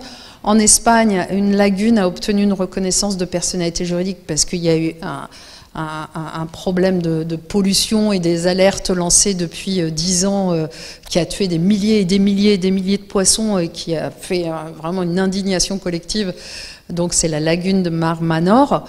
Et il y a eu une loi citoyenne qui a permis de donner reconnaissance de personnalité juridique à cette lagune. Donc c'est un système référendaire qui permet, avec 300 000 voix ou 400 000 voix, de faire passer cette possibilité de reconnaissance de personnalité juridique. Alors qu'en France, il faut 4,5 millions voix. Ouais, donc déjà... Donc vous voyez, tout ça, il y a des choses qui existent. Et donc Marie Toussaint, eurodéputée, disant qu'elle ne pense pas qu'en France ce soit possible de travailler au niveau de la loi, de la Constitution, mais que plutôt au niveau des gouvernements locaux, donc des collectivités locales, peut-être des biorégions, si ces choses évoluent aussi dans des hypothèses aussi d'alliance, de coopération. Mais ça fait des années qu'on parle de coopération territoriale et des années, des lustres. Moi, j'ai commencé en travaillant sur une charte intercommunale de développement local dans le Chinonais avec Yves Dauge. Voilà, donc c'était Monsieur Coopération, des alliances, travaillons ensemble, la société civile avec les élus, les missions locales, les entreprises, tous ensemble. Voilà, bon, sur des motifs d'attractivité territoriale, c'était peut-être pas forcément les bons motifs, mais en tout cas, c'était arrêtons de nous faire concurrence les uns les autres. Et plutôt travailler les solidarités. Et je crois que c'est vraiment le serpent de mer. Chacun défend vraiment sa structure, son organisme, son territoire. Ça reste vraiment la géographie étant l'art de la guerre. Donc défendre ses limites, son territoire. Et donc il y a quelque chose qui est ontologiquement complètement difficile à faire bouger. Et aujourd'hui, il faut savoir que tous les organismes qui travaillent sur des sujets qui sont soi-disant des sujets du commun sont en compétition les uns avec les autres. Les agences de l'eau sont en compétition avec les établissements publics, qui sont en compétition avec des plans partenariaux, et c'est la course au budget. Parce qu'il faut derrière exister et puis obtenir ces soutiens. Enfin, vous me confirmerez ça, mais c'est...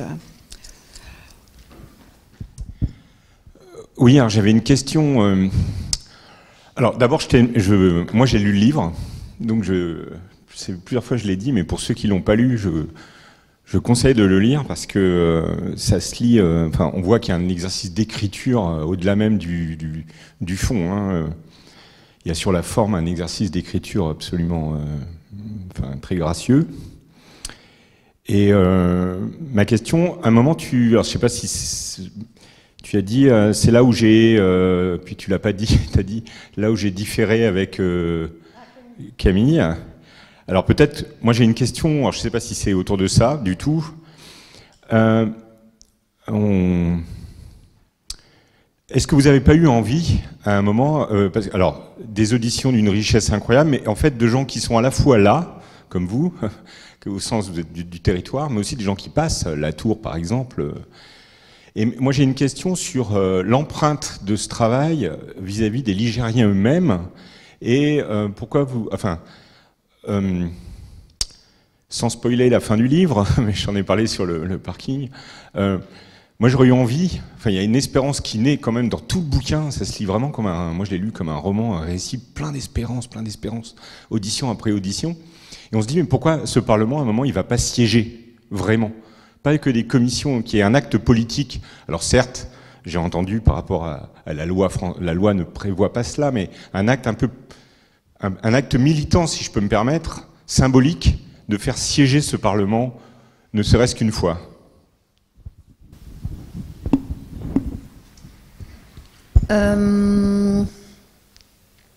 Alors plusieurs choses par rapport au travail qui a été entrepris. Effectivement, on n'avait peut-être pas les mêmes approches et c'est aussi les risques de partir sur un projet un peu indéfini. On dirait qu'on ferait un Parlement de Loire. Chacun y va avec aussi son chemin, son interprétation, sa projection, ses intérêts, son fantasme, etc. Et donc là-dessus, la projection de Camille était très claire. Il travaillait depuis 2 ans sur la question des droits de la nature. Il voyait qu'à un moment donné, il y avait une espèce de course aussi à la production littéraire sur des sujets de droit et environnement. Et donc le sujet Parlement de Loire a été pour lui, à la fois ça l'a freiné dans la production de son ouvrage, parce que vous savez, les écrivains ils doivent éditer, et puis c'est comme ça aussi qu'ils sont aussi dans les circuits de reconnaissance. Et donc mais j'avais pas tout à fait compris son enjeu qui était un enjeu d'écrivain, enfin vraiment ses motifs profonds.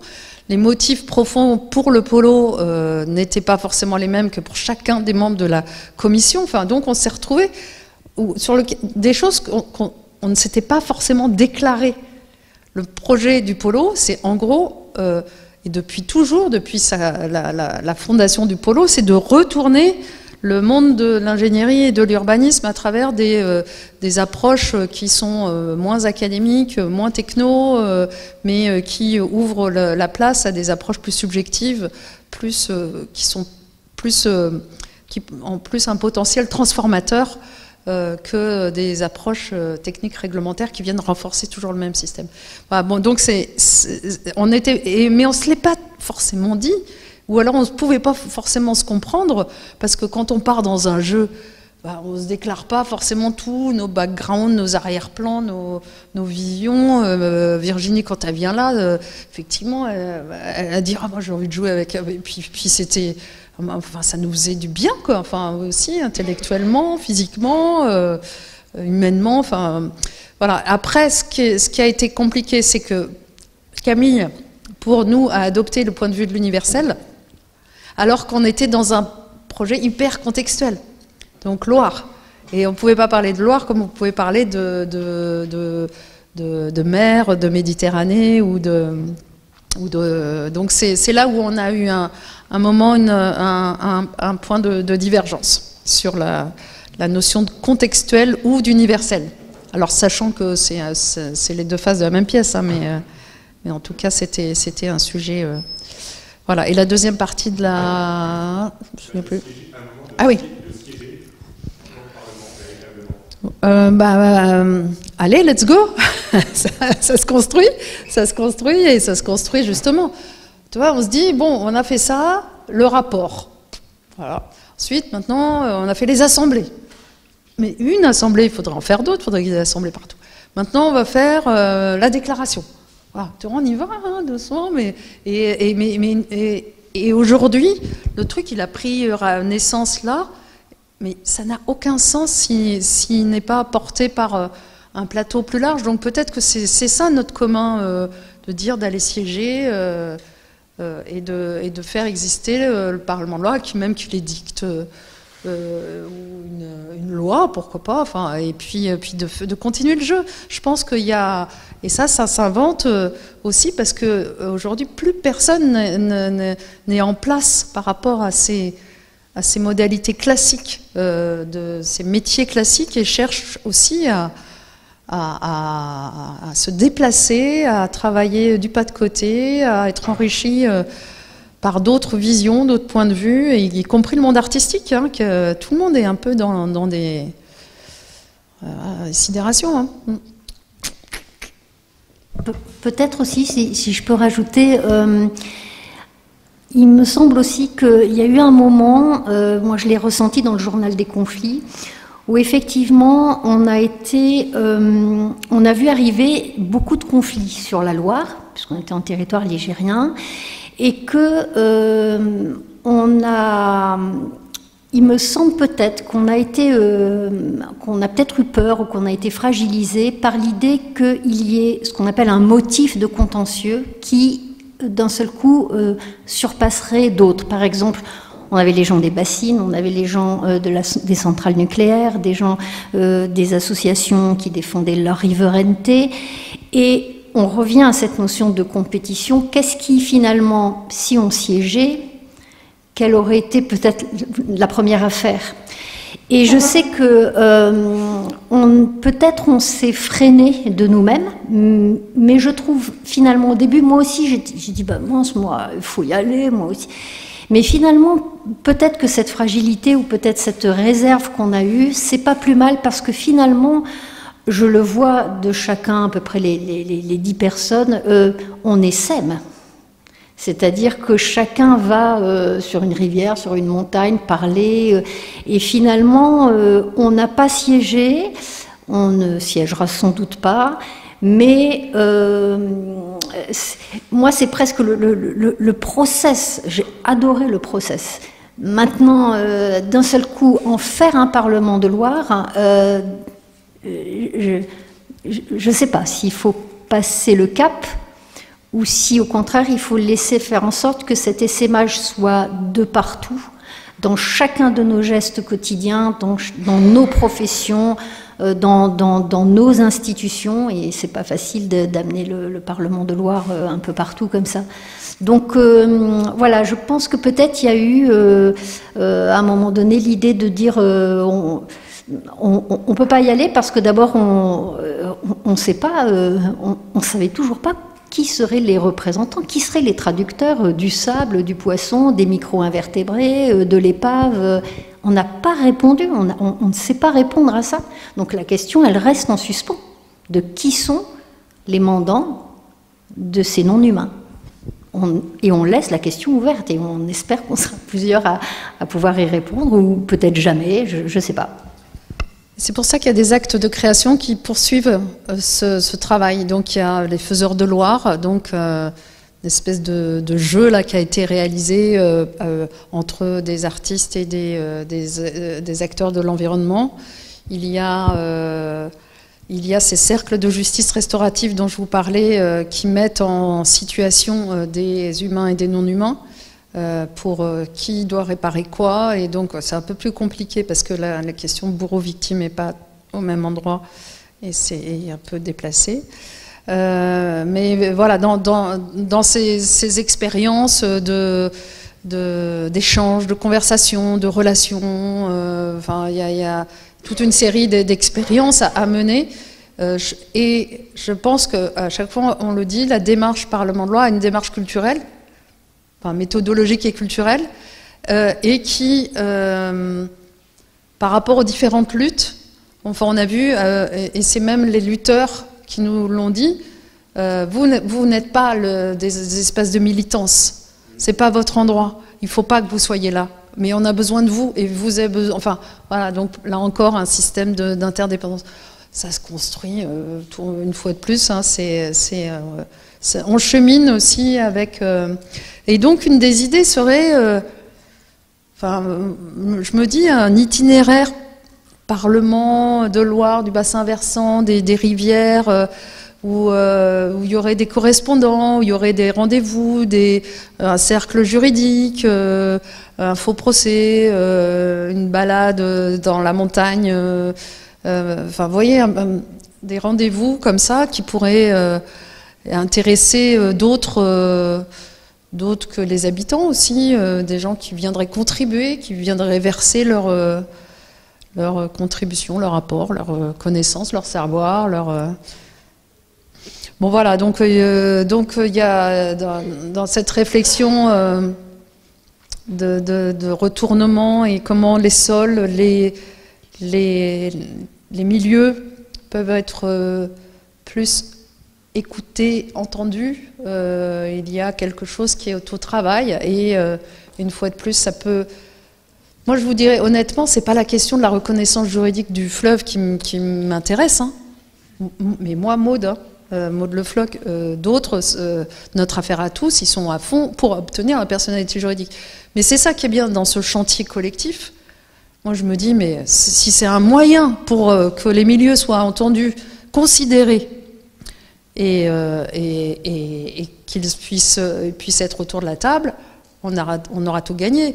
Mais je ne vais pas me battre pour la personnalité.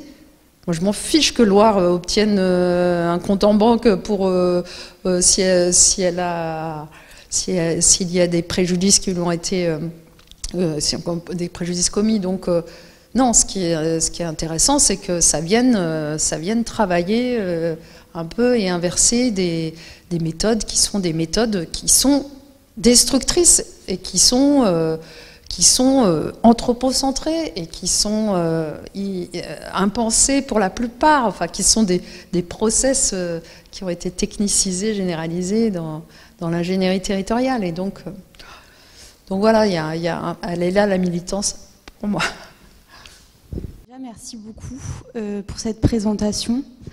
Moi, je me posais une question, et c'est vraiment pas du tout une question piège ou une provocation, mais je me demandais si, du coup, l'objectif, c'était aussi de faire étendre ces voix, donc de chacune de ces entités et des fleuves en général, au-delà aussi de la sphère culturelle et de la sphère scientifique ou universitaire, et si c'était un objectif aussi que ça sorte un peu aussi en dehors de ça, justement dans un objectif militant et de défense. Voilà. Je ne sais pas si c'est très clair. On va voir. Sortir des cercles. On a travaillé avec des cercles... Alors bon, c'est toujours pareil, des gens qui sont concernés ou qui travaillent en lien avec des enjeux de territoire, donc que ce soit des cartographes, que ce soit l'agence d'urbanisme. Ah si, il y a une histoire que j'aime bien raconter. L'agence d'urbanisme, que vous voyez, ce que c'est une agence d'urbanisme? C'est une agence technique qui est au service d'un territoire, d'une collectivité, de plusieurs collectivités en général, et qui réalise le PLU, le plan local de l'urbanisme, ou le SCOT, schéma de cohérence territoriale, etc. Et ils ont des sujets sur lesquels ils doivent travailler, et là ils travaillent sur la question de la baignade urbaine, parce que dans toutes les villes aujourd'hui se pose la question d'aménager des aires de baignade, de travailler sur le rafraîchissement humain, parce que la question se pose de comment rafraîchir les îlots de chaleur, les îlots de fraîcheur, etc. Comment regagner un peu de fraîcheur dans nos villes et dans nos urbanités. Et l'agence d'urbanisme nous a demandé, donc c'est intéressant parce qu'elle a joué le jeu du trick, c'est-à-dire qu'elle a dit « j'aimerais que le Parlement de Loire demande une étude à l'agence d'urbanisme ».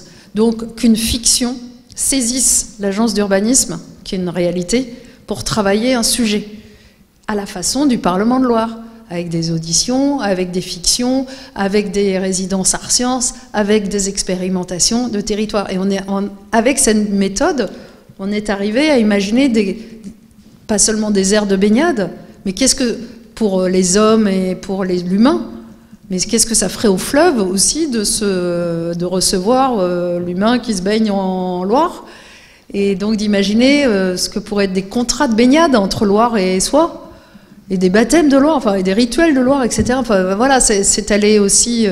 Donc là, bon, on est toujours dans le cercle, non, pas recherche, mais praticien des territoires. Sur des cercles militants, on a pas mal travaillé avec SOS Loire Vivante, sur la question de détournement et de passage d'une route et la création d'un nouveau pont sur la Loire. On est impliqué avec les soulèvements les soulèvements de la terre, donc et à travers aussi, mais ça en passe une fois de plus par pas tant l'approche, je dirais, pas tant l'approche radicale que l'approche aussi travailler des concepts, les faire tourner, jouer avec, travailler le lien entre modérés et radicaux, comme je vous disais, et que ce soit aussi des objets qui participent aux luttes, à l'expérience de l'eau, que l'eau de fleuve Loire, elle doit se négocier entre la centrale nucléaire pour rafraîchir les centrales nucléaires, pour irriguer les champs de maïs, pour l'eau potable, et à un moment, quand il n'y aura plus d'eau, qu'est-ce qu'on va choisir? Voilà, mais donc tout ça, ça fait partie aussi des sujets qui participent à la motivation du projet. Juste par rapport à la baignade, tu l'as pas dit, mais la première image en fait, qui a été notre image tout le temps, ça a été quand même ça, cette image qui est derrière, donc des enfants en train de se baigner, donc super danger, ting, ting, dans la Loire. Et ça a été aussi très intéressant de voir qu'un des premiers dossiers, enfin oui, dossier, on va appeler ça comme ça, sur lequel effectivement le projet pour un Parlement de Loire devait se pencher, c'était la notion de baignade. Et alors, pour moi, c'était merveilleux parce que ça signifiait qu'il y avait bien d'autres que moi qui avaient cette envie de rentrer dans cette liquidité très particulière qui est l'eau de Loire. Vous l'avez vu, elle est turbide, on n'y voit rien, il y a beaucoup de courant, elle est dangereuse. Donc là, on arrive à quelque chose qui est en train de prendre quand même corps, qui est cette notion de la lecture de la rivière. Et vous aurez cette lecture à faire de la Vienne. Parce que chaque rivière a son propre frisely, a ses propres tourbillons, a un vocabulaire hydrique bien particulier aussi, un vocabulaire vernaculaire très particulier. Donc, dans cette recherche qui est faite par rapport au fleuve, et moi je trouve ça merveilleux, c'est que par rapport aux montagnes par exemple, c'est que d'un seul coup, quand on travaille sur un fleuve et quand on le travaille avec le polo et dans la commission vers un Parlement de Loire, et ben à un moment donné, il y a eu effectivement, et il fallait le faire, se mettre à l'eau. Et la revendication pour beaucoup, c'était ne plus avoir peur de l'eau. Parce que quand même, il y a cette peur qui est bien là. Donc, et je vois que pour la Vienne, a priori, il y a une grande peur aussi. Donc il va falloir aussi passer par, non pas la déconstruction de cette peur, mais parce qu'on peut en avoir peur, il y a des dangers dans l'eau, mais par cet apprentissage d'une école de Loire, alors pour le coup la Rabouilleuse c'est vraiment le nom qu'ils se sont donné, mais cette idée qu'il faut apprendre à savoir regarder la Loire, et à savoir, enfin la Loire, les fleuves en général, et donc ça transforme aussi notre corps. C'est une transformation du corps aussi que d'aller dans l'eau, c'est pas si simple. Et on y a été une des premières fois, on s'est dit, bah, il faut y aller, hein, puisqu'on parle de la Loire, il faut y aller.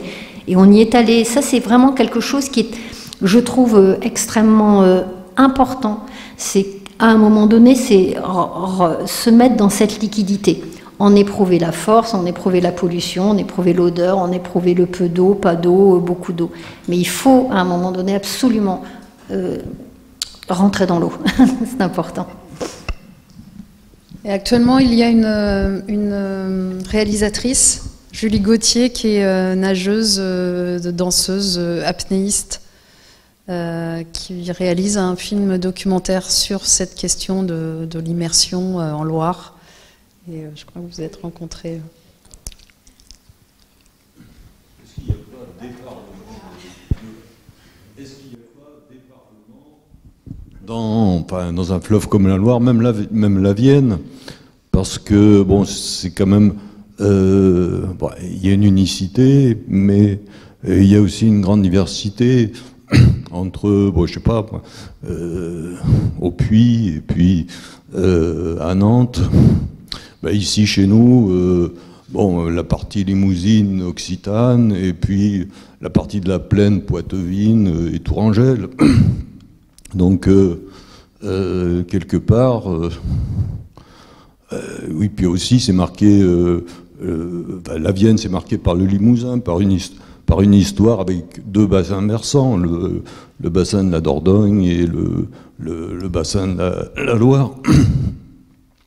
Donc là enfin, c'est une question que je me pose. Bah, vous avez entièrement raison. Hein. C'est pas, enfin, ce Parlement, une fois de plus, c'était un motif qui nous a réunis, puis qui nous plaisait, parce que c'était une façon de jouer à l'institution. Mais derrière, ce Parlement, c'est l'inverse d'un Parlement. C'est pas un Parlement qui édicte des lois et qui descend, c'est un Parlement qui prend racine avec plein d'assemblées, de collectifs qui ont leur singularité, qui ont leur façon de, justement, leurs identités, leur façon de voir leur rapport à l'eau, le rapport au sol, le rapport à l'agriculture, le rapport à l'alimentation, le rapport à la construction, à tout ça. Et je pense que c'est toujours cette idée d'inversion. Hein. Et alors que c'est vrai qu'on joue aussi sur le trouble. Il y a plein de gens du Parlement de Loire, mais pour qui se prennent ceux-là mais c'est la Tour avait fait les pas et essuyé les plâtres avec ça. Donc c'est Parlement de Loire, c'est un contre. Enfin, c'est exactement ce que vous dites, monsieur. C'est les spécificités, les parlements, les assemblées, les collectifs, etc. Et est-ce que ça doit se réunir dans un tout? Je sais pas, peut-être ça fera du bien. Et puis moi j'aime bien la notion de biorégion, là je la trouve intéressante. C'est vrai que la carte de l'hydrosystème, on appartient, enfin, on a des veines, on a un système qui nous relie, quoi. Moi j'aime bien l'idée de la goutte d'eau là qui traverse plein d'états et plein d'environnements.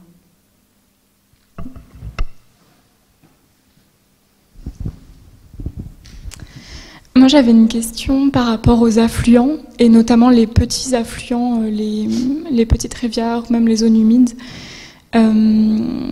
Suite à la manif des méga-bassines, le lendemain, il y avait une table ronde et une conférence sur le démembrement. Et il parlait notamment du fait que le démembrement avait comme rayé de la carte plein de petits cours d'eau. Et que c'était intéressant donc de les recenser et que ça, tout le monde pouvait le faire, enfin toutes les personnes en tout cas qui habitaient sur des terres. Et je crois le faire remonter à la mairie, quelque chose comme ça. Et je voulais avoir votre avis par rapport à ça. Est-ce que c'était intéressant? Est-ce que ça protégeait vraiment les cours d'eau?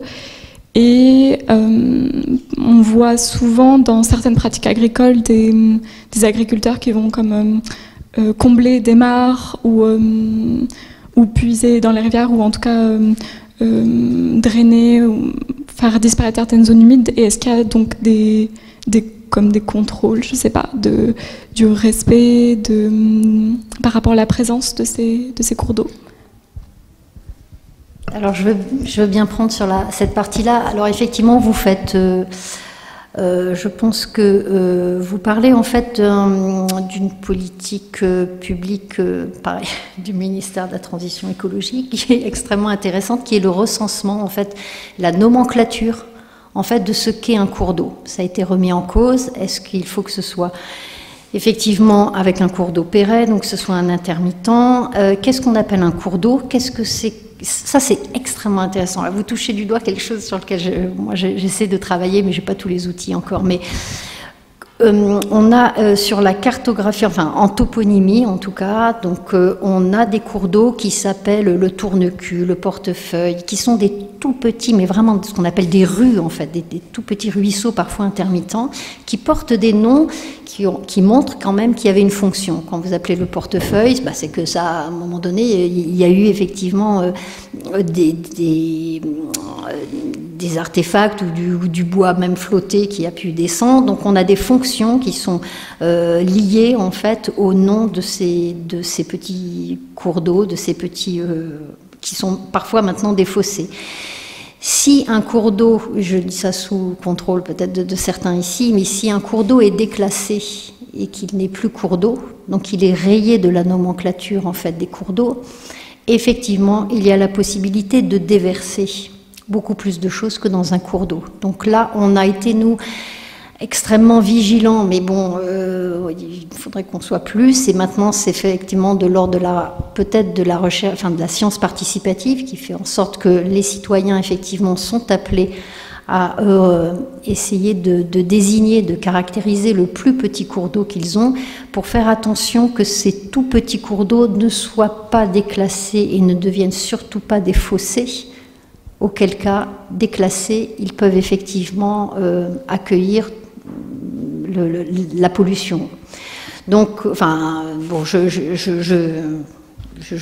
fais un peu vite, mais en tout cas, voilà, je pense que là, effectivement, vous touchez quelque chose du doigt qui est très intéressant, c'est que par rapport à la Loire, on a été attentif, il me semble, aux affluents. Très vite, la notion de bassin versant est arrivée, parce qu'elle est englobante, parce que géographiquement, elle est intéressante.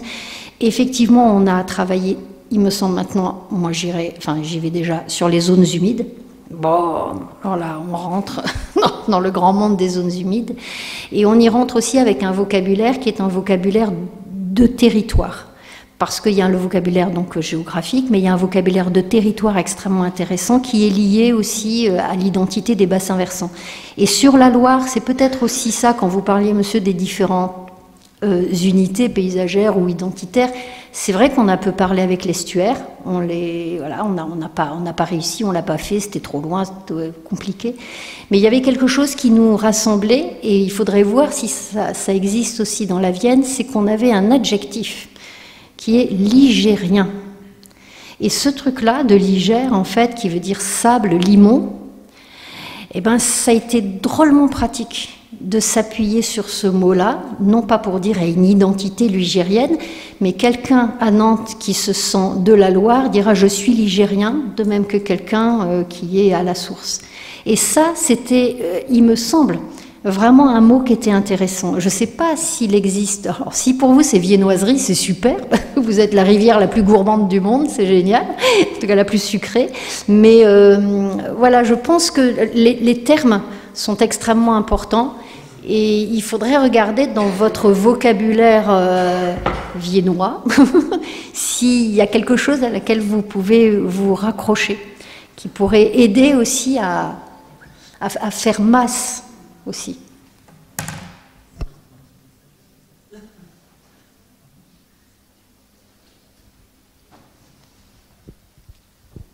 Eh bien, now the end is near. The final curtain. Donc, merci beaucoup de votre... si, Vincent. Comment tout ce projet a été financé ? C'est marrant, j'y pensais, je dis tiens, c'est marrant, personne ne pose la question. Alors, le projet a été, donc au début, donc il y a eu cette enveloppe Génie qui tombait par les 500 ans de la Renaissance. En région centre, la mort de Léonard de Vinci, et donc il y avait des célébrations Léonard de Vinci, et donc le polo a été sollicité pour y contribuer, donc c'est pour ça qu'on a écrit ce programme Génie. Donc première source de financement qui était de l'ordre de 30 000 €, on va dire. Et puis assez vite, il y a eu une bourse pour Camille de Toledo, une bourse d'écriture via Cyclic, qui permettait de travailler avec Camille pendant plus d'1 an, 15 000 €.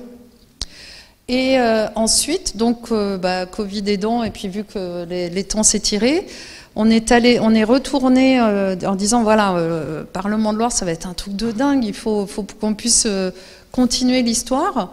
On est allé voir du côté de l'aménagement du territoire, et il y a un dispositif en région centre qui s'appelle À vos idées, qui est un dispositif d'expérimentation territoriale. En général, ce sont que les collectivités qui peuvent l'activer. Et on a eu un accès dérogatoire par certains élus de la région qui nous ont favorisés. Et donc là, c'est 150 000 € qui sont arrivés. Donc, et puis ensuite, en 21, on a monté les assemblées de Loire.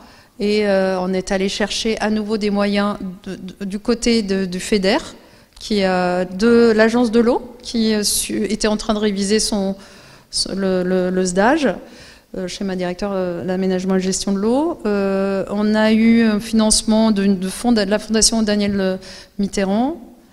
Voilà, donc on a eu en tout et pour tout, on a dû avoir un peu plus de 350 000 euros sur 3 ans pour... voilà. Et aujourd'hui, on travaille à retisser avec les différents acteurs, la région.